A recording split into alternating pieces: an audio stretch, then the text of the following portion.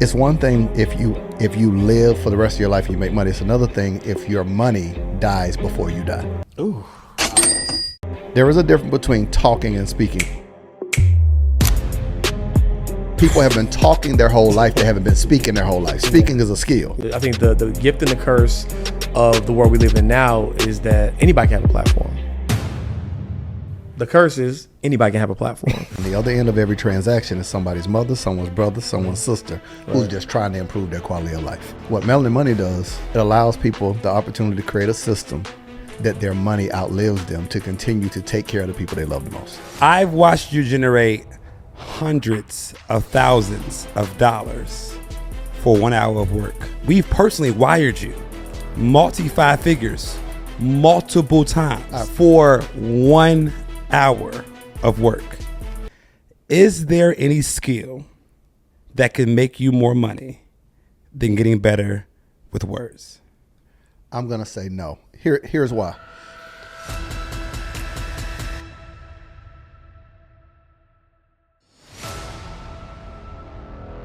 What's up, everybody? Welcome back to another episode of the Melanin Money Show. And you know it's rare for us to bring guests back, kind of like visiting your favorite, country. Like, it's so much world to see. Yeah. Like, got great guests, but it's so many more guests we can have. Mm-hmm. So when you bring a guest back, that speaks volumes of what the people are asking for, what they delivered the first time, and how much value they have to bring. And not to mention, this particular individual owns the color green. I'm wearing green today in compliment him, but he owns the color green. So even though I know him personally, I'm going to read some of his accolades because there's just so many. I don't want to miss it. Just to share a little bit more about who this guest is. Marcus Y. Rosier is an author, entrepreneur, a speaker who equips people to win the day by leveraging their voice, expertise, and faith. He's the founder of the Epic Nation and the Win the Day group, where he trains coaches, experts, entrepreneurs on how to use speaking to build brands, land clients, and scale their business, right? And as he likes to say, everything gets better in your life when you get better with words. So with no further ado, Marcus, how are you? Man, I'm phenomenal. I get a chance to be here with you all. I'm feeling richer already. Speaking of rich, I've watched you generate hundreds of thousands of dollars for 1 hour of work. We've personally wired you multi-five figures multiple times. I appreciate y'all for that too.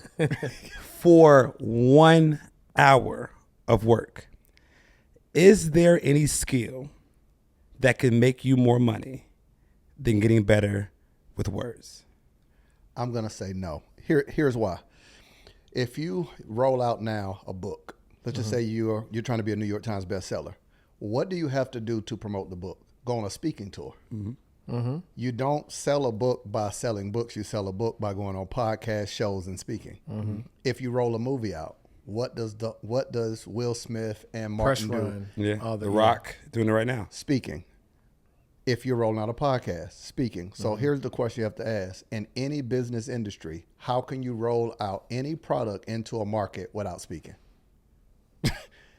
Right. Fact. Yeah. So whether you're a realtor who's trying to figure out a way to get more customers, speaking.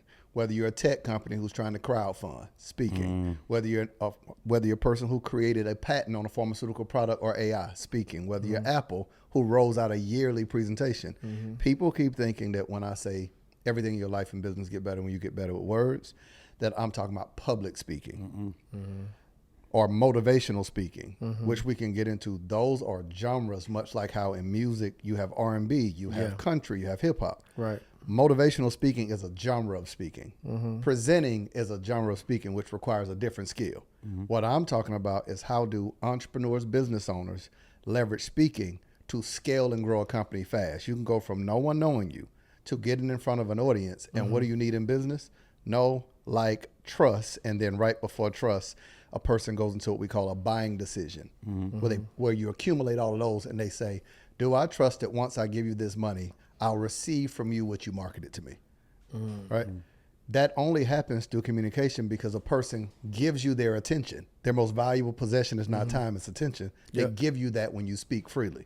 So there's nothing that I believe generates you more money faster and gives you multiple things: brand connection, trust, growth, active attention, you own mental real estate in a person's mind, because when the speech is over, that thought still lingers in their head. So you get so much more than just the speech when you speak.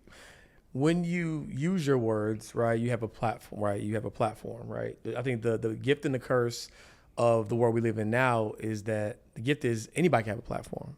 The curse is anybody can have a platform. So in the context of this landscape, I think you even articulated as the attention recession. Is that appropriate? Like, what framework would you give somebody to be able to still stand out in a marketplace right now where you feel like so many people are like, man, there's so many people talking. It's so much noise. How do they penetrate that? Yeah. So a few different types of, I'll back up to what I call the silent recession or social media recession, et cetera. We all know businesses supply demand. So if the supply far exceeds the demand, that business collapse, or if it's globally, we go into a recession, right? So we're talking GDP, what that looks like. If there's not enough consumption of a thing, we go into a recession.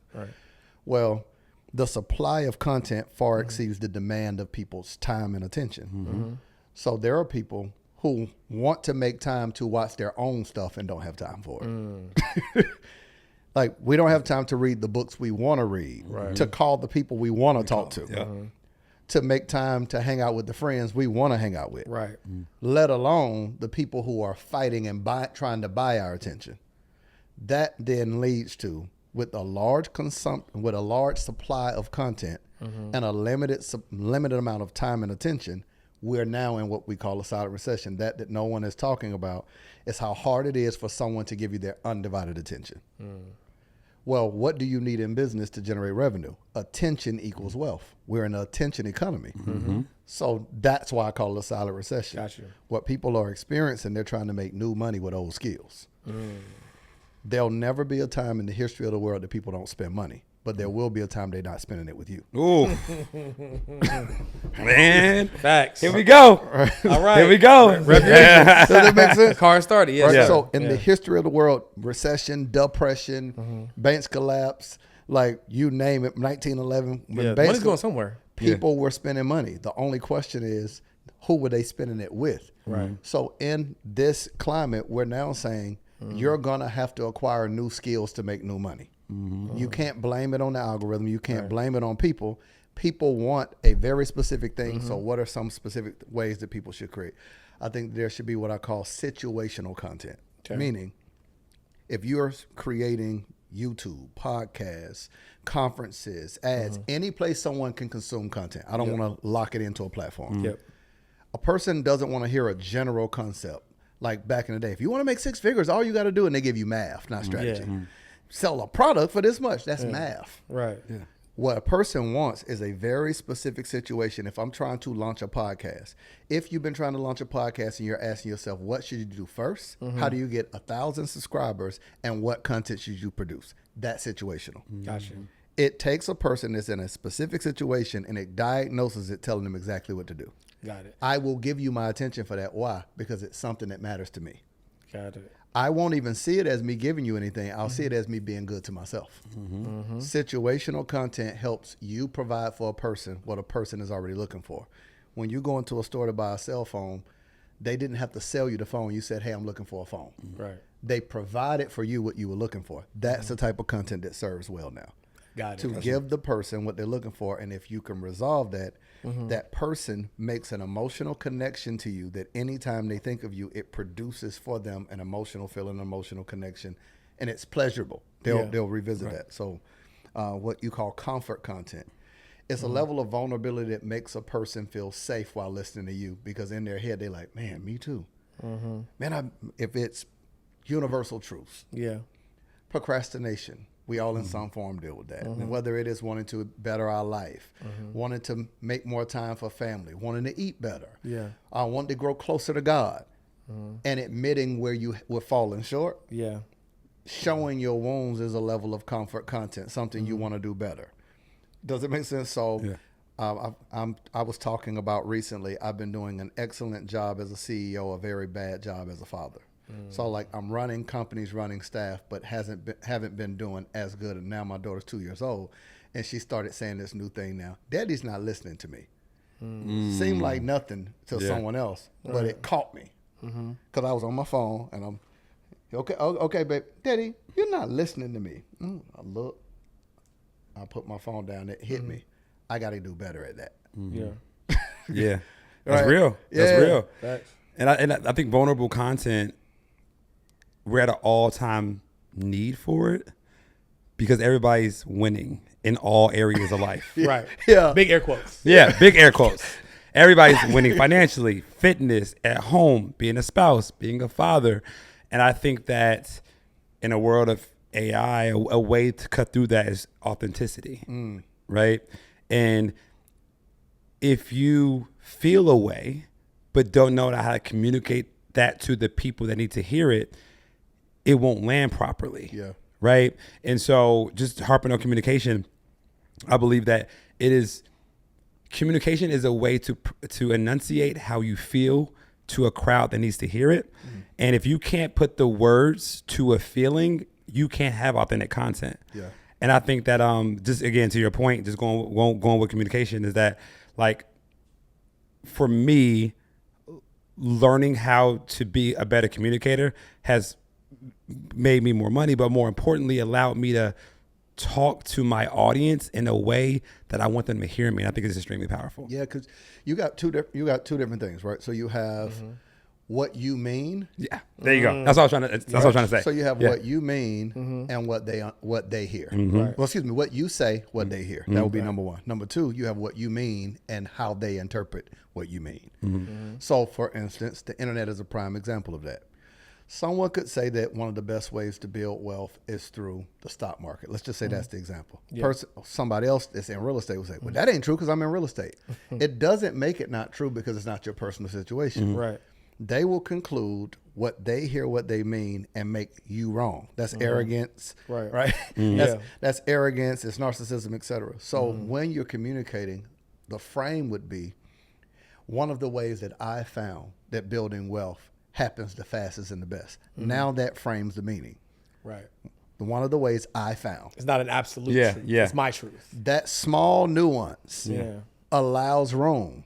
And then by just concluding and say, what are some, I know that there are several other ways, i.e. real estate, this. Now it opens it up for the conversation to begin and casts a wider net. Right. That conclusional statement locks people out, causes arguments. The other one makes people feel apart. And now the conversation starts in the comments. Yeah, I think what happens is people, we were talking about Russell Brunson offline. I think in one of his books, he's talking about like being polarizing, right? And as a strategy. And I think people have kind of like taken that too far, right? Yeah. I say this salacious thing. Yeah. Right. You know, and I think there's a place for, like, have a stance, right? Man that stands for nothing will fall for anything, sure. But like, if you want to build community, right? You want to create connection with people, you got to create a space for them to share their truth too, in the context of, you know, your truth. So I think that that's an important distinction for sure. 100%. Yeah. Because even when we like the conversation we're having now, I think is so important. It's so powerful because at the end of all of us are advocates for the betterment of humanity and the empowerment of us all, right? Yeah. Whether that is Melanin Money, a movement for us to then become a part of the game. For instance, I love what John Hope Bryan is talking about. I've become more leaning towards his conversation of the civil rights movement of today is civil rights, meaning it's always been about money, right? Right. So the improvement and the betterment of people, you can't help all people because you don't have a skill to help all people. Right. So you guys have taken your skill as it relates to finance and said, let's plug this into something that is a movement that helps groups of people. Well, the reality is, the larger this brand gets, and it's going to be humongous, it's already big, there's going to come a time that you have to sit down at the table and say what you're for, not what you're against. And if you can't properly articulate that, large groups of people, the deal you could broker that could financially change the demographic of African Americans and several people around the world is hinged on your ability to communicate a thought in a short window of time with someone who's wealthy, and they're not going to give you money and time. So you got a short window of time to communicate the most powerful message that could change the lives of others. At the end of all war, somebody got to sit down and talk about it. So, right? I said, yes. Yeah. So what I'm explaining to people is you guys is finance. For me, it is what I have found that there has been more detriment to society and improvement in society through communication. It's done both. Right? Yeah.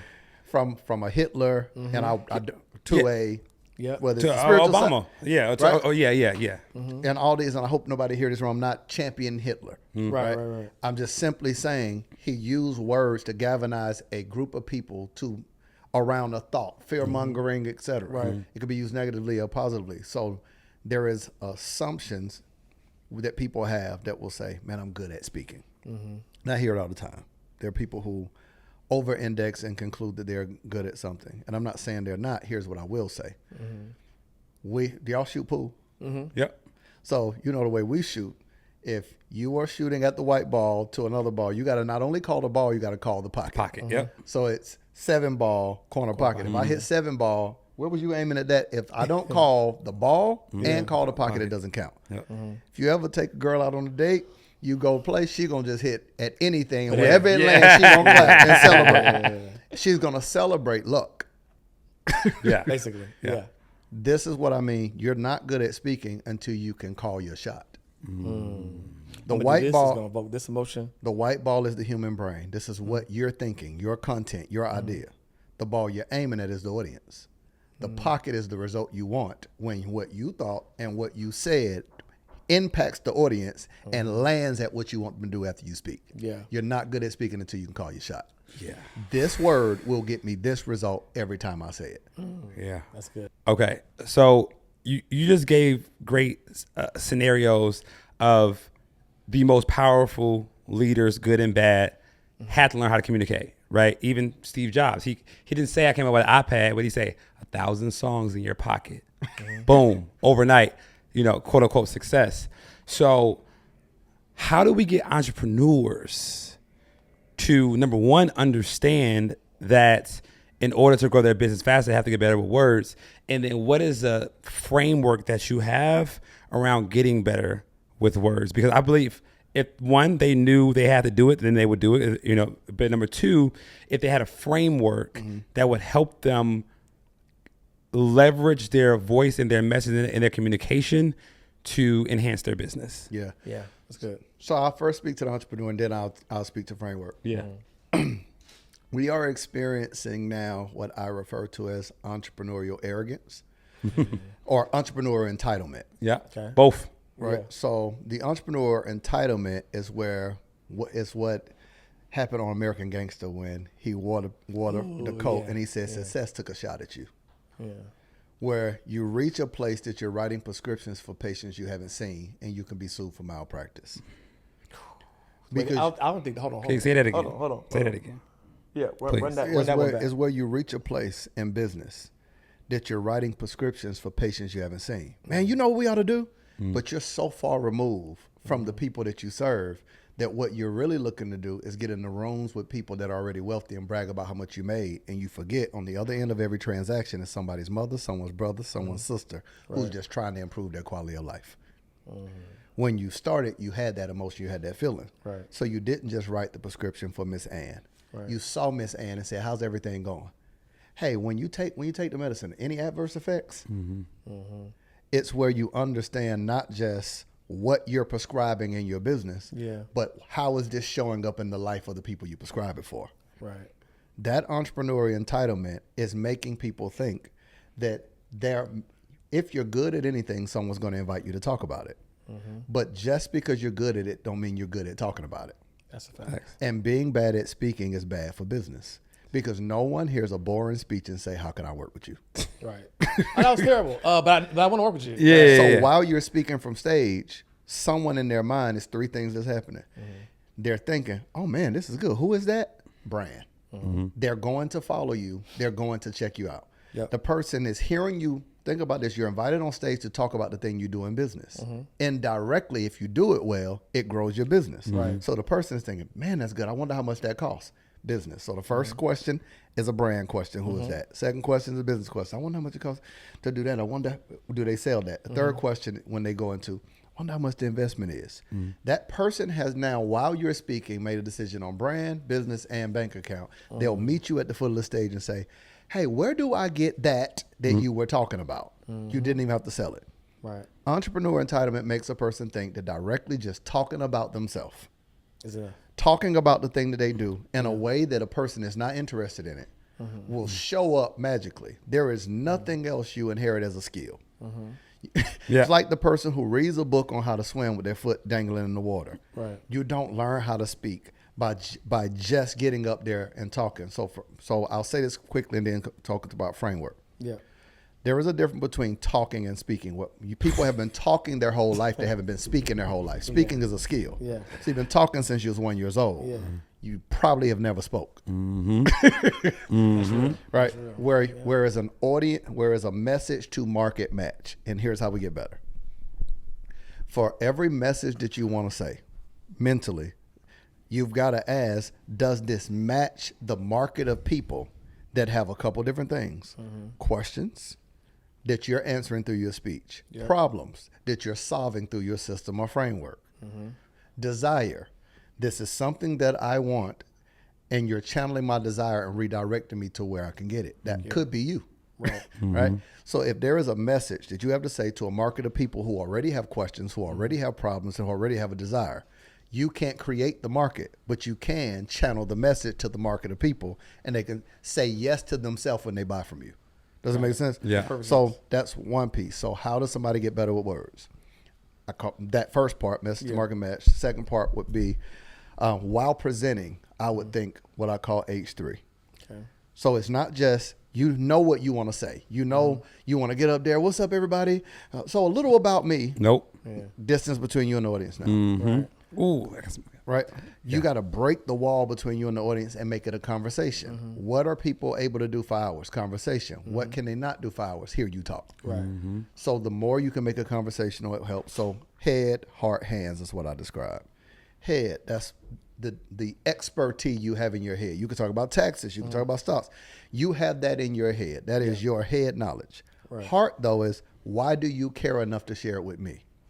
That's good. What were your failures? How did you get introduced to it? What is your inspiring story? What was the goal you had when you started? What was the gap that kept you from having it? That's heart. That's how you explain it. Right. So imagine if you teach me a little bit that's in your head, but mix it with what's in your heart. Right. Hey, so I've been able to build a stock portfolio of over $1 million. Now, I remember sitting at a conference and watched a gentleman. Now you're in your inspiring story. But I had $11.37 in my pocket, and I sat there saying, how do I get from $11.37 to generating enough passive income that I can take care of my family? Yeah. Now, head and heart is matched together. It's not you talking at me, it's you talking with me. I trust you. I believe you. You built brand trust. It makes sense. Yeah. So now you're still teaching. Yeah. But you're teaching in a way that now when you tell me your about me story, your about me is connected to the head knowledge. Right. Don't just say a little bit about me who grew up in this place. No. Blend that into what you know in your head. Yeah. So head, heart, the last is hands. What can the person do with their, and not physical hands, but that's the action. Got it. What can they do Yeah. to connect to the thing that was in your heart to the thing that's in your head so they get a result? That's good. That is a good presentation style. That's really good. That's really good. Yeah, I'm a firm believer that people don't care how much you know, so they know how much you care. 100%. And connecting with an audience before you talk at the audience is so incredibly important.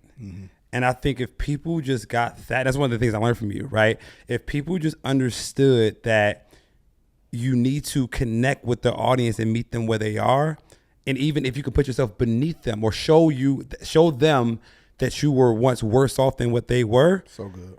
then they can connect with you and rise up with your hero story. Yeah. But so many people want to, because of arrogance, want to flex to a group of people that they think they're better than, or they get more money than, and then expect that same group of audience to give them more money. Yeah. Right. Which is crazy. So you gonna stun on me and then ask me to pull out my credit card?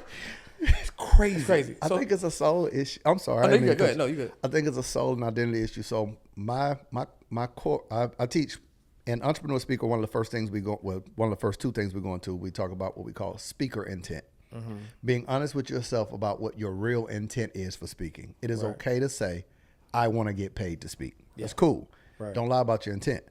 Here's why.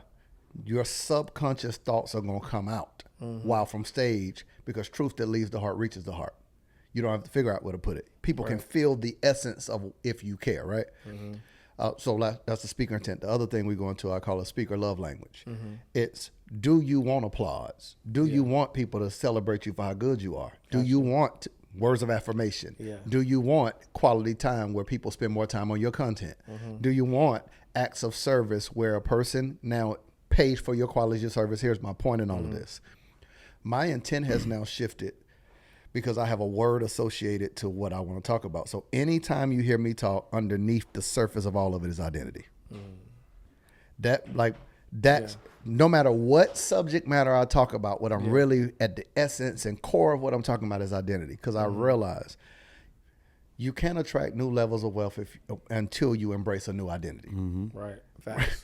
When I play basketball, all my players play basketball. You attract your community based on your identity. Yeah. Right.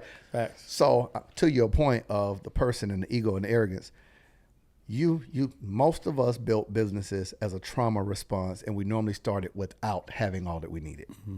What you got to do to survive poverty to wealth, there's so many, like on my arm, I got this scar from where I fell off a motorcycle and got hit by a car. There's so many emotional scars you have while building your business. Will it work? Not enough. Coming from childhood. Then magically money comes. But guess what? It don't remove none of the scars.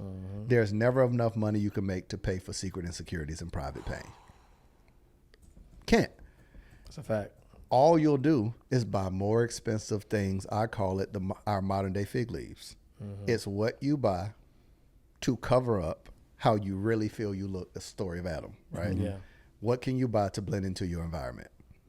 So if you're on stage and now never got attention, never been celebrated for who you are, traveling and speaking can make you feel like a rock star. You're flying first class, you've been put up in a hotel, you're driving in a black car, people are waiting to take a picture with you, they're buying, just think about what that does to an unhealed person. Right? Dangerous. It's a dangerous thing. You got people's undivided attention. You're seeing people crying. You're changing their life. There's a connection they have to you. They're consuming your stuff. They're watching your content. Now you're on stage now, and you're getting a hit of this thing and feeling like it's a pleasure for y'all to listen to me. Lucky y'all. Because them insecurities is massing that secret identity. So like now I'm helping, especially high level entrepreneur CEOs, unravel that stuff to say that can crash out. Here's why. All of us have a little bit of superhero in us. We couldn't build unless we did. For sure. The type of superhero we are, we're like Superman. We're just regular people until there's an emergency. Then we become Superman. Problems make us Superman. We're regular people until there's a problem, and then we shine. But here's the issue with that. If kryptonite is ever present, kryptonite hurts Clark Kent and Superman. That's what insecurity is. It is the kryptonite of the entrepreneur that hurts both versions of us, the private us and the public us. And that's why we crash out and kill brands and then have to apologize, repent, etc. Self-sabotage. What's up, YouTube family? Thanks so much for watching the show. I hope you are enjoying this episode. But if you are watching this, there's actually a 70% chance that you're not subscribed to the channel. And that's okay. We appreciate you for watching and listening. However, if you wouldn't mind hitting that subscriber button, it'll let YouTube know that other people are interested in this show so that we can further spread the message of money. And if you're ready to start learning how to build wealth and save on taxes, we highly recommend you join our Multiply Your Money Challenge. This is a 5-day virtual event where both me and George are going to be teaching you the advanced tax and investing strategies of the 1%. And we highly recommend that you grab a VIP ticket because both me and George are going to be answering your personal financial and tax questions. That link can be found in the show notes below. Can't wait to see you there. Peace. That's good. Yeah, that hit me. That's really good. I know I just looked at it, I was like, oh. Talking to me. Me, and I'm not talking at people. That's me included, right? So I hope I don't sound like I'm saying I'm still processing this. Yeah, I think if we're being honest, on some level, everybody is, right? There's something like there's certain, to your point, we start these things from a trauma response, right? There's something in us that we're craving something, and then there's this, you get this external validation that we believe can fill that void. Yeah. Right. and if you're not, if it's left unchecked, or if you're not healed, you're gonna have to keep grabbing at that because you're putting, it's like trying to put the wrong fuel in your car, right? Like it's number one, it's probably not even going to run the right way, right? And you're not putting the right thing that's supposed to be inside of you because you have to, it's an inside game. So I think everybody on some level has to address that, right? So one thing you mentioned is the entrepreneur entitlement, right? And so we just got back from InvestFest a couple weeks ago. One of the co-founders of InvestFest, probably opposite of entrepreneur entitlement, it's his baby. He can do whatever he wanted to do. Didn't speak on stage until this year for the first time. It's a 5-year-old event. Quiet as kept, you are his speaking coach, right? So what identity shift did you have to unlock in somebody like him to where, okay, cool, I have one of the biggest stages in the financial literacy space. I haven't spoken on it yet. I want to speak on it, but how do you, I guess, number one, 2-part question, shatter that limiting belief or fear maybe that he had from speaking on that stage, and what identity shit did you have to unlock to give him the comfort? Because we saw the difference. He was on our podcast maybe a year and a half ago. That version of him versus the version that was on stage, two totally different people. Wow. Two totally different people. Wow. Right? Two totally different people. And he credited you for that shift. So Man. Curious, right, at a high level, how you were able to make that happen. So dual. I had to work internally on me. I was intimidated by it at first. From Carter to the different people, like you have to think, when we finally made a decision to open up Entrepreneur Speaker, we're going to work with business owners to teach them how to use speaking to scale their brand business bank account, including staff. Yeah. Right? How do you communicate with staff, teams, operations, crowdfunding? Here's my point. Yeah. You want it to be successful, but when it rolled out, everybody in the program were already 7 to 8 figure earners. So now the silent insecurities of Marcus raised up. Well, what if they think the program's trash? What if they complain? What if they start telling people, man, I paid this money and I didn't get nothing? Yeah. So I had to do some work too. Yeah. It took. Can I be real? Yeah. When you announced it and I called you about it, I felt like you didn't even understand how valuable it was, because you were like trying to sell it. I mean, Marcus, I seen you speak. You don't have to tell me where to send the wire, right? And I was like, and I hopped off the phone, this real talk, and I was like, I don't think he understands how good of a speaker he truly is and how much we respect you as a speaker, because you didn't have to sit like, bro, just seeing you was enough. You know what I'm saying? Yeah. And so I saw from the outside a little of the insecurity coming out. I'm like, Marcus, you don't have to sell me on this. Like, you are one of the best. Wow. So I just wanted to give you that story. Yeah. And I love it. Right. So I'm so emotionally aware. The old me would not admit that on Melanin Money's podcast, What a World Would Hear. But for me, that's my superpower. Yeah. That is the antidote to my kryptonite. To be emotionally honest, to be human, to say, dang, after all these years, all these speeches around the world, how did this emotion come back? And I thought it was gone. Now, I thought I needed a year, 2 years to transition into the space to be known as a person who can help speakers. All my friends were like, bro, you're already known as that. I'm thinking identity, right? That's not my identity. No, it's more business consulting and what I've done in business. The moment I opened the doors, we couldn't keep up with the demand. Right. Like, just think about, soon as we were selling out like crazy, then we would do these in-person 2-day coaching programs, which was very different too. Instead of a training, we would take 15 to 20 people. We would look up, and in one day, I'm like, we charge 1,000, then we charge 2,000. I'm like, this is crazy. Then I opened back up my calendar and said, hey, I'm open to traveling and speaking. And we start saying, boom, boom, boom, boom, boom, boom. So that's when it hits you. Like, so to go back to your question with one of the co-founders of EYL, once I overcame that, it helped me because I went back to how I got started in my journey. My first time speaking was at my parents' church. I didn't see myself as a speaker. My dad kept telling me for years, he said, son, you got something special. Your gift of recall, your ability to communicate when you talk, people listen. He said you wise beyond your years. Like so my dad had a church in Panama City, 500, 600 people. That's huge for Panama City. That's like 30,000. Yeah. He sits down on a Sunday morning and says, my son going to speak today. He says, son, you studied long enough, been with me long enough, you going to speak. I'm like, no, I'm not. Now, they clap because you the kid that grew up in church. I played the drums, all that. Yeah. It's one thing if it's 1 minute, but imagine complete silence for 10 minutes because I refused to get up. I was frozen. Yeah. I finally built up the courage to get up because my greatest fear when I started speaking is, will I have enough to say? What if I run out of words? Now I got 99 problems. Words ain't one. Right? So I get up and I speak on a Sunday morning with no notes. I still remember Romans chapter 8, verse 28. And him who he foreknew, he predestined. He foreknew, he predestined. He called, he justified, he glorified. And I called it working on purpose. Right? Well, we know that our God shall supply. We know that all things work together for the good of them who love the Lord and who are called according to his purpose and his plan. I got up and I taught on it. Great information, too much information because I was trying to prove what I knew. So it was just way too much. Yeah. I finished speaking. I walk from the sanctuary back to where the bathroom is like, one of those bathrooms where you open up and people can be standing outside or whatever, right? Yeah. Ladies who was my godmom and several people who raised me as a kid. Oh my God, that was so amazing. We're so proud of you.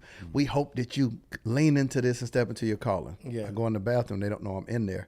I can hear, oh my God, that was terrible. I hope we ain't got to sit through this. Hope is that they don't know I'm in the bathroom. Yeah. It's 5 minutes. I'm in there boohoo crying. And they knocking on the door.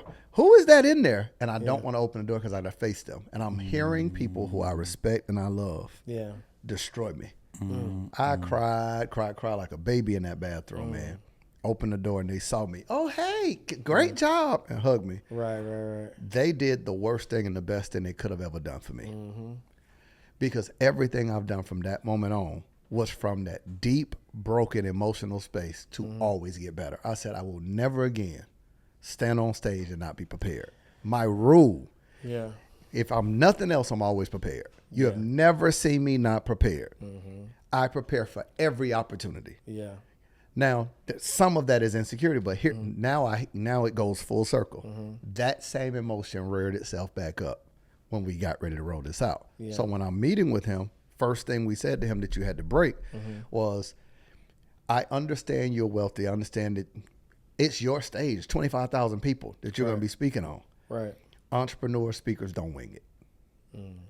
If this is something you're really going to do, you don't just fill the time. You don't have to know word for word, but you at least have to have so we talked about an insurance plan. In the event you throw something out, anybody ready to say yeah? If they don't say yeah, what's your insurance plan? Yeah. Like, how do you set the temperature? What is the temperature of the speaker? When I say setting the temperature, what is the temperature that you need to feel comfortable in the room? Yeah. Because when you touch the stage, the room is yours. A roach better not crawl without your permission. Right. Hey, don't you crawl? Hey. There's no, I only got 10 minutes. If they ask you last minute to speak, you don't embarrass the host by saying they asked you last minute. You just say no. Right. So we walk through some framework, some ideas. Hey, here's what this frame looks like. Here's how we're going to subconsciously do this. We don't want to flex and say, I'm the owner, I'm this, and this. The vulnerability of, he said, year 5, I could have put myself on stage. That's the art of storytelling. Storytelling is how you increase memorization, conversion, and human connection. So anytime you want connection, you tell story. He did a lot of storytelling, so it was great to work with him because his work ethic. Yeah. The boy built a stage in his house. I saw that. Yeah. Built a stage in his house. And just to see the lock in and just like now, he's continuing to improve. I heard him on a podcast and his storytelling and the clarity and preparing in advance. And as long as I've been speaking, bro, every time I always prepare. I call you, hey, what do you need? This, and this. I serve the audience. I still prepare. So, And again, it circles back to that thing you said about entrepreneur, like arrogance, right? It's just like arrogance. I already know this. I'm the guy. Like, but what does that audience need? And to be so arrogant to think that just because you know what you know, that is going to serve this particular audience at this time. I think that's what sets you apart, because you do always ask, like, how can I, like, even when you spoke at a wealth weekend, right? You changed your speech up. How did day one? It's the next day. How did day one go? This is the temperature. Okay, change his whole speech up. I called him in the morning. Yeah. To tell him what we needed. he changed the entire presentation. And his wife was there to validate. He's like, Yeah. I'm in the passenger seat. We in the car. He asking this. We on the phone with the team. Can you swap this slide out like the same day? Not because you had to. You could have said anything, and it would have landed, and people would have said he's a great speaker. But you didn't care about what people thought about you. You cared about the experience that they were going to get. Yeah. Right. And I think that is the fundamental difference of somebody who can have longevity in anything that they do, and just someone who cares. The heart part of it, right? You care more about their experience than your ego of, I can get up there and say my OG speech and they ain't never heard me speak before and we gonna win. So I think that's huge. I'm gonna do something we've never done before, just because Before you do that, can I do something right quick? I just want to blow the audience's mind. Okay. So we just told you how to connect with an audience. Marcus told that story on purpose about his first time speaking. I did. Yeah. Because he's my coach, so I know what he's doing. Yeah. He told that story about his first time speaking. So now the audience at home, you the listener, oh my God, now you feel connected to him. Yeah. Because he just showed you how his worst scenario and who he had to And I become. never heard that before. So it's literally, get it was, here. yeah. And I've heard Marcus speak almost every other month. Yeah. The past 2 years. Yeah. I've never heard that before. Yeah, So yeah. the bag is let me talk to your tailor, because you must got your pocket inseam all the way down to your knee, because the bag is But deep. you know when it's a good comedian or a good speaker when they can tell you what they're about to do. Right. They do it to you, So Alex Moses does and you that. don't realize it happens. Wow. Yeah. So Yeah, because But the you fact know, that I keep hearing stuff I've never heard before, and I speak literally every other month is crazy. yeah. Story. But I just want to let the audience know what just happened to them. And Yeah. what you reminded me of is how that trauma can unlock something. The same fire that can keep a house warm can burn it down. Ooh, that's good. Right? Mm-hmm. You just got to tame it. So like people always ask me about like, why I dress so nice? You come to my house, why is it decorated so well? Or the events, why are they so intentional? And it reminded me of that moment when I was in middle school. And I had this, and I remember like it was yesterday, and my mom had to put our school clothes on layaway, right? I think it's like a couple $100, but it was what it was. We got the clothes off layaway, and one of the outfits in particular was my outfit. It was a red Tommy Hilfiger shirt with the blue Carpenter jeans. Remember the joints? None of us was putting a hammer there, but we had the Carpenter jeans, and I wore the outfit probably once a week for a while, right? And then one day, this girl walks in homeroom and she says, "Damn, you love that outfit, don't you?" Oh, yeah. And it crushed me, because you could tell I used to iron. That's back. I would iron every week. I would wash it, and it crushed me. But thank you. The intentionality and the aesthetic of our events, my home, my style, all like I went relentless from that moment. Right, I went relentless. I actually went against my own financial philosophies for a short period of time, because I had a job in high school, Lazy Boy Furniture. Every 2 weeks, I got paid $160, $250. One paycheck was the shoes. I got the Hirachis. The other paycheck was the outfit. I would spend every dime. I was like, you will never see me in the same outfit again. You would never. But I didn't. I knew it had some connection, but it wasn't until you said that. I was like, literally, like she created a monster. Thank you, Natasha. Still remembering her name is crazy. Yeah. Still remembering Bro, her name. you think about your favorite outfit. Someone clowning you on that. It's crazy. But, thank you for reminding me. Isn't that wild though? Yeah. Like the emotion, back to identity and the emotional things that we go through, and the self-development, or like what I had to experience, what I realized I was experiencing, what I call self-abandonment, but it was rooted in insecurities, people pleasing. Yeah. So I would abandon myself to show up for people, to please them because of insecurities and wanting to be liked, and how that unravels itself. Yeah. And you're dealing with burnout and fatigue, and it's crazy how interconnected all this stuff is. 'Cause wealth is spiritual, finance is spiritual. Like this is crazy. Yeah. So something we never done before, I think you're one of the best people to do it with, is, so we have a goal, as you know, a mission, helping 100,000 people of color achieve their first or next 1 million in net worth. Obviously, a fraction of those people will get a chance to work with one-on-one. The difference of it through words, podcast, content, et cetera, we'll be able to help them through our words. Now, we are at a place where we're really trying to communicate the value of what we do at the highest level, so that it's very clear. Because it's kind of it's been cool the impact that we've been able to have, but believe it or not, a lot of people don't know the depth of like what we do. I didn't know y'all did this. And we no longer are wearing that as a badge of honor. So a question I have for you, as a kind of just a micro live case study, since you know our offer in and out at this point, how would you communicate, whether it's through story, through words, the value of what we do, so that it can connect with someone like yourself? Like, so when they hear that, it's like, oh, I need that. Yeah. That's a great question. The And mo- I'm Asking for a friend. Asking for At two friends. the highest level. Yeah, one of the most frightening things that a parent or a person could ever experience is having to look in the eyes of somebody that they love the most and have to watch them struggle or lose something. Let's say be homeless, go without, go hungry, or be in pain simply because they can't afford to do it. And here's what happens. Most people in their lifetime while working, that doesn't happen. But in our death, we don't realize it's one thing if you live for the rest of your life, you make money. It's another thing if your money dies before you die. Ooh. Every person wants to generate enough wealth to where their money outlives them, because the job of their money is to express to those that you leave behind. Don't let them grieve your life and grieve their own. What Melanin Money does, it allows people the opportunity to create a system that their money outlives them to continue to take care of the people they love the most.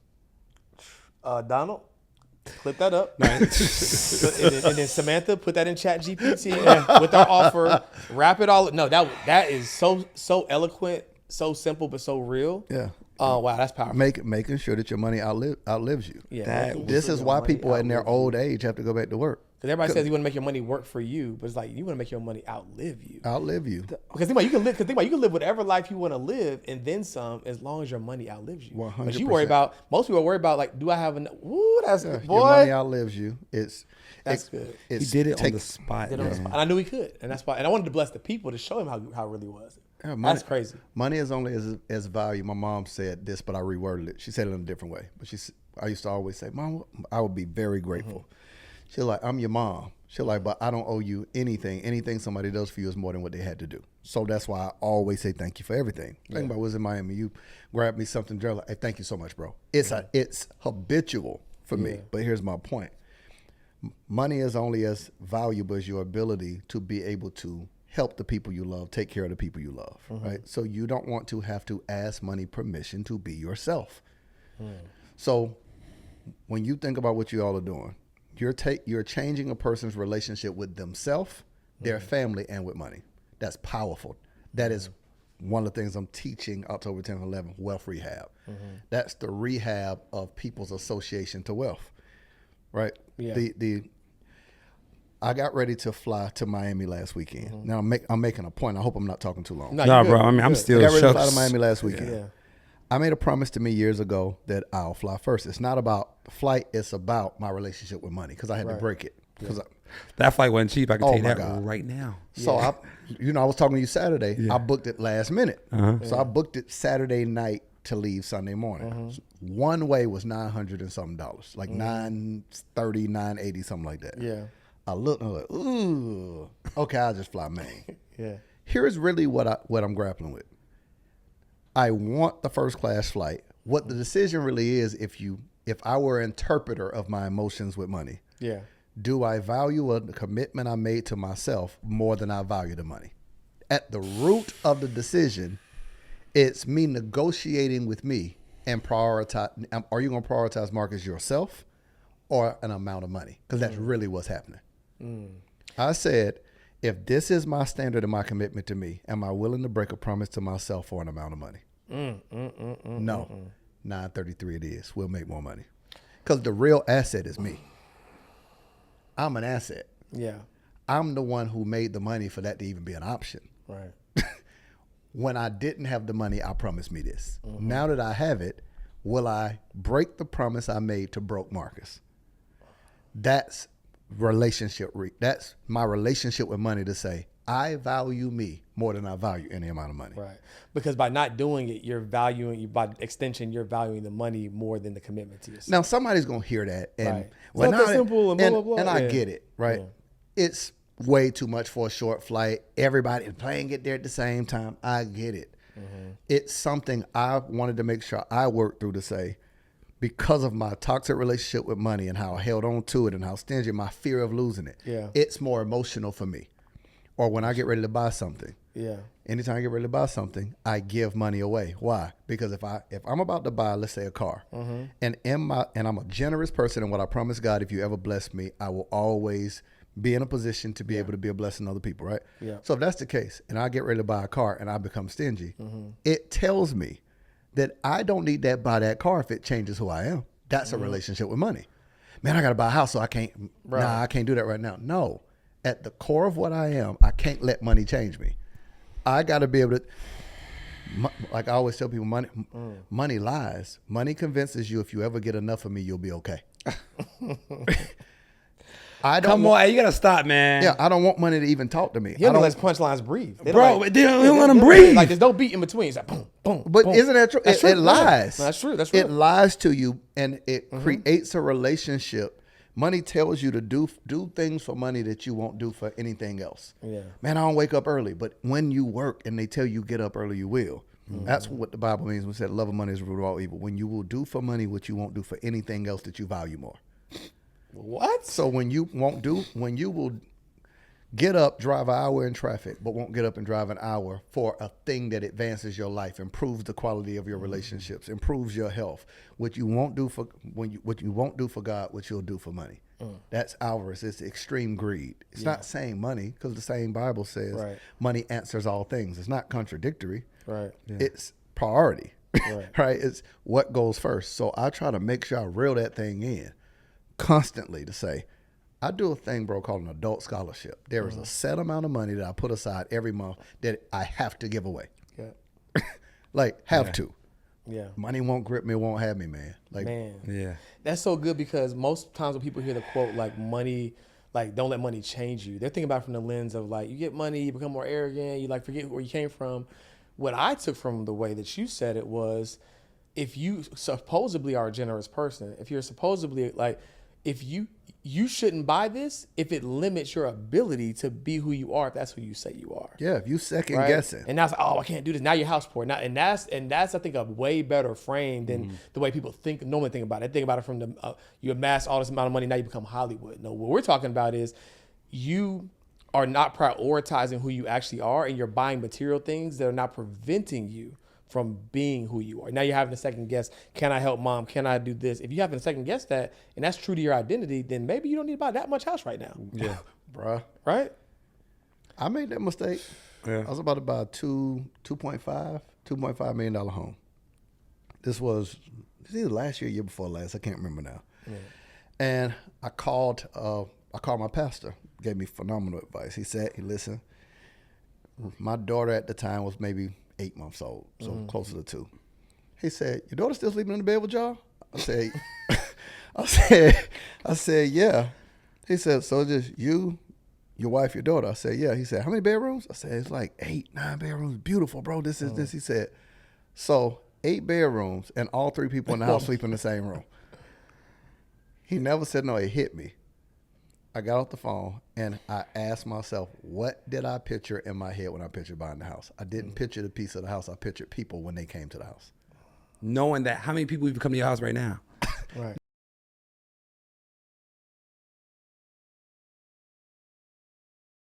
Less than 10 people. That's why I'm not big on guest room. I got one. That's all I'm gonna give you. That's turn that to a movie room, an office. Like, I'm not doing it. Yeah. It's like, bro, you're going to pay this big mortgage. You're going to put up this big amount of cash. Yeah. Interest rates were terrible. Right. Then they're still not the best now. Right. So it's like, think about what, I wouldn't have been house poor. I've been blessed, but it's like the forward trajectory of my money. Now, I said, add me in the group text. Where to invest? Yeah. How do I make sure my money outlives me? Yeah.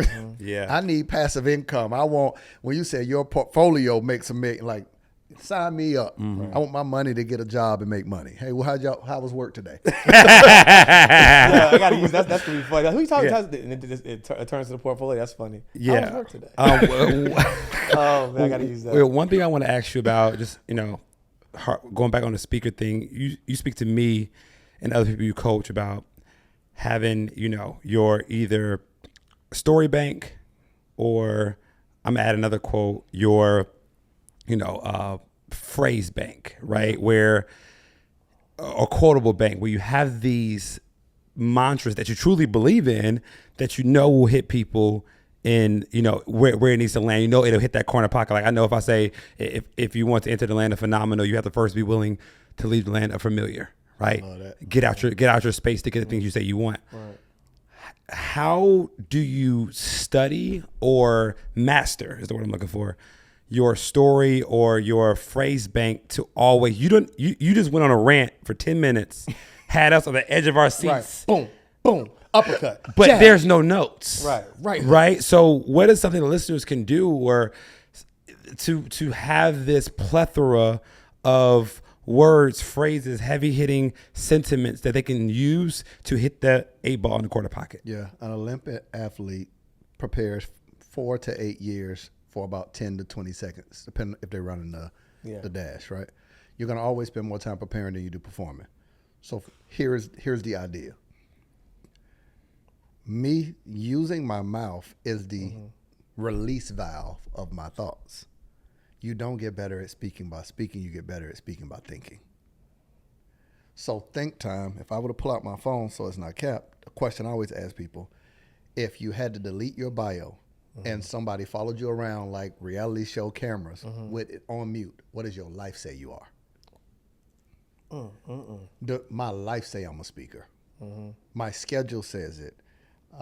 Your team was texting me this morning. I don't look at my phone first thing in the morning. I guard my mind for dear life because when I stop thinking, I stop making money. Right. Right. So here is what I do. If we were to look at this, everything has timers, right? So if we go, I don't know if you can see this, mental focus sprint. That's a 20-minute that happens periodically throughout the day. Another one, deep work, writing, vision check. Like I've got timers, brain break, 30-minute brain break. If you screenshot it, we'll pop that up on the screen. Yeah, there are these 30-minute, 20-minute, halftime breaks, etc. Yeah. I've got a app. I won't say the name of the app, but I can record my own voice.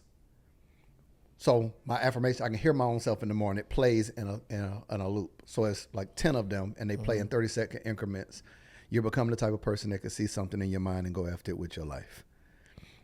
You're in the right place at the right time, doing the right thing, meeting the right people, saying the right words. What God think you think. What God want. These are ways that I can hear my own voice. So here's my point. When I sit down to create, I don't hear nobody else. I hear me. I'm not being influenced by those things. That's good. I write consistently. I write down thoughts because I want to hear my own voice. I want to read my own words, so it's hitting multiple parts of my own brain. I'm an avid reader. I don't suggest books anymore because people normally get upset with me because they're like, bro, what did you get out of that? Well, it's what I needed out of that. It's normally not what the person's saying because I don't read long amounts. I might read one page and I'll go for a walk and just think about the concept. And from that concept, it births so much more. Gotcha. So what I would say to someone in terms of quote bank, story bank, think about what do you want someone to like live as a belief. I love what you said. It goes against my financial philosophy. I said, dog, that's good. And I stored it in my mind. I was like, what philosophies do I have in the compartments and areas of life? Yeah. What's my relationship philosophy? My conflict philosophy? Yeah, like your core values, essentially. Right? Yeah. When you're doing quotes, you're thinking about what is the real philosophy that I believe, and I stand 10 toes down. Yeah. How I feel about conflict with a person. I'll never stay mad longer than it takes to tell you I don't like what you did. That's my philosophy. I'm not abrasive, but I'm going to, if you're a friend, I owe it to you to give you an opportunity to hear how I feel and then monitor the results of that. Right. It's that. So when I start thinking everything in your life and business get better when you get better at words, that quote came from a philosophy that I was saying, if a person improves their ability to communicate what matters the most to them, to the people that matter the most to them, does their life improve? Yes. Yeah. If I can better communicate with friends, family, mom, good, bad, indifferent, if I can take ideas in my head and find a way to relate them. So that quote has a core philosophy of how I want the world to look. When people see more God, more money, right? This missional movement comes from the question in my head, what would the world look like if everyone did what they love for a living, were called to do, and got paid well for it? That's a visional statement of what the world would look like. What would it really look like? We all didn't do what we had to do, but then we were called to do, gifted at, loved doing, and got paid well for it. That's a better world because we stop showing up at people's job with a bad attitude. That's a fact. There's something that you said within that that I just think that you would be able to give some perspective on, right? I feel like a lot of people, you spoke about doing what you love. they went to college, they got the degree or whatever, and they just kept doing the thing. And there's this quote that I live by: "Don't allow your resume to allow you to keep resuming a life you no longer want." Good God Almighty! Right. So I'm in my Marcus bag right now. And so my question to you is for that person who's listening, and they're like, you know what? I'm not a tree. I can make the change. What would you say to them with your words? For that's someone who's like, they kind of can see what they want to do, but they are continuing to resume a life based upon their old resume. How would you encourage them to go pursue what they know God has called them to pursue? Yeah, so I don't think we know all the time. I think that the way I described it is like if you went into a subdivision, you invited me to your house, and I don't know where it's at. Yeah. You don't know the house. You just got to get in the neighborhood. Got to get in the neighborhood. Yeah. And the other thing is you visit what you're not until you become it. That's good. So you have this internal feeling. I don't want to be offensive to anybody, but the only thing I can use is a scriptural example. Yeah. You've got a man in the scriptures by the name of Peter. His name was Simon. He later became Peter. He was one of Jesus' disciples. Yeah. And he's a fisherman his entire life. He then starts following Jesus, and he watches Jesus walk on water. He says, "Master, if that's you," King James Version, "bid me to come." Yeah. Jesus says, "Come." Peter gets out of the boat, goes walking on water. Yeah, I think that's a picture of purpose discovery, life discovery, gift discovery. You got a man who's fished his entire life, but the thought has never crossed his mind to attempt to walk on water. Gotcha. He couldn't request it unless he saw someone do it and was inspired. That's what it looks like. It's, I see you doing something that I feel in my heart I want to try. That's the beginning. Long before you figure out your gift, you get inspired by someone. Yeah. Chris Brown says that he watched Michael Jackson and he was inspired to start practicing dancing. He already had the gift, but the inspiration sparked something in him to start walking it out. Yeah. Michael Jackson said he saw James Brown. He already had the gift. We don't distribute into our life our gift. We develop it. And we only develop through this inspiration where we see somebody doing something that behind our eyes, we at some point in our life saw ourselves doing. It's how God gives to all of us what I call a sneak peek of what life could look like. We can be, we can do, we can become. The only reason we reject poverty is because in our hearts, we know that shouldn't be how we live. The moment you look in the mirror and you see with your eyes a picture of you that is opposite of how you see yourself in your head, you work out. Because your internal picture of yourself says, I'm not supposed to be that big. Right? Right. So that's what it is. It's when you see, that walking it out, you won't know right away. It's traumatic. You're walking away from what you know towards what you don't know. So that journey, I want to advise anybody, when you walk that out, you don't know what you're good at. You don't know how to accomplish it. You don't know how to generate revenue from it. You don't know how to explain it to people why you would leave something that is safe to follow something else. You're on the journey to wealth and the journey to wisdom. The journey to wealth and wisdom begins in ignorance. Most people never make the full journey. Right. Because you're starting in ignorance just means to not know. I'm on the path to wealth and wisdom, but I don't know. The first step out of ignorance is information. Right. Someone knows something that I don't know, and if I knew it, I'd have the result of the journey. From information, we go into knowledge. From knowledge, we then go into skill. How do I do this thing that I know of? From skill, we go into this idea of mastery, where over time, it's where you go beyond the information of your teachers. Right? You will learn basics of stocks, but now you're not just using what you learn, you're using what you know instinctively. That's where skill meets. That's when wealth and wisdom starts inviting you, because you don't walk into it, you get invited into it based on what you did in ignorance, what you did in information, what you did in knowledge, what you did when it came to skill, and opportunities and all this start happening. So that journey, bro, it's not a turn left at the next stop. It's that internal, I feel like this is what I'm supposed to do. I feel like this is who I'm supposed to help. That's good. That's so good, man. Woo. Marcus. Yes. Marcus Y. Rosier. He is. Why? He is who he says. He is who he says. Yes. Yes. And so in this final question that we want to ask today, and I say today because we got to. It's got to be a thing. Yeah, some guests, they just kind of recurring guests. They just, just like, hey, he's back again. It's bigger than y'all. At some point in this journey, your ability to articulate with words afforded you the opportunity to become a millionaire, right? And so obviously it's no secret who we super serve, people of color. My question to you is, what does being a melanin millionaire mean to you? And part B of that question, do you remember what it felt like once you achieved that moment or that goal? Ooh, that's a good question. It means to me what my definition of wealth, the ability to do what you love, help the people you love without wondering, can you afford it and do you have time for it? Mm-hmm. So the whole idea is to be able to live full time. Yeah. Like that idea. Yeah. I think Melanin Millionaire is the ability to live full time because you've mastered the two areas that impact people's life the most that they spend their life doing is generating revenue and eating food. What we know the least about is nutrition and money. And they both impact your life so much. Right. So being a melanin millionaire, it removes the restraints of the thing that silently kills us. Food is a silent killer, and so is the lack of money. Yeah. That's so good. That's that first piece. The moment that it hit me, man, I still don't know if I feel successful or that place because I think it's so much that I want to accomplish. Yeah. So now the goal is to build a stage that other people can stand on. I don't know if somebody else would have the favor God gave me, the relationships I have, the skill I have, the work ethic I have. I want to make it easier for them. Yeah. No, you're not a handout. Right. But I just want to make life easier for groups of people who can find their purpose but not have to do their purpose part-time. Yeah. You know what I'm saying? I want people to be able to clock into their life's purpose and be able to do something that's fulfilling and say, hey, I get to do what I love. I get to help the people I love, and I don't have to ask money or time, can I afford it? And I don't have to let let money or another person influence my ability to show up for my family. If I could leave anybody with this, when you're young, you ask your mom permission to go somewhere. When you're older, you ask a boss or you ask your money.